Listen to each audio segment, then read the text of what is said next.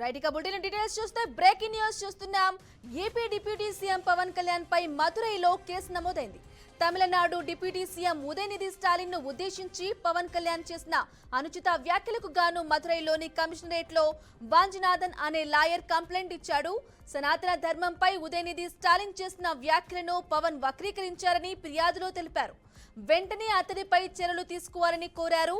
Tamil Nadu deputy CM Udhayanidhi Stalin సనాతన ధర్మంపై గతిరాది సంచలన వ్యాఖ్యలు చేశారు. సనాతన నిర్మూలన సభలో ముఖ్య అతిథిగా హాజరైన స్టాలిన్ మాట్లాడుతూ, మనం డెంగ్యూను, దోమలను, మలేరియాను లేదా కరోనాను వ్యతిరేకించలేం, వాటిని నిర్మూలించాల్సిందే. అలాగే సనాతన ధర్మాన్ని కూడా నిర్మూలించాలంటూ ఉదయనిధి కీలక వ్యాఖ్యలు చేశారు.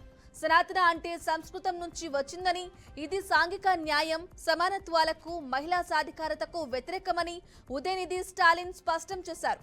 అయితే ఈ మాటలకు కాంగ్రెస్ పార్టీ మద్దతు పలకగా బీజేపీ నాయకులు అప్పుడు తీవ్ర ఆగ్రహం వ్యక్తం చేశారు.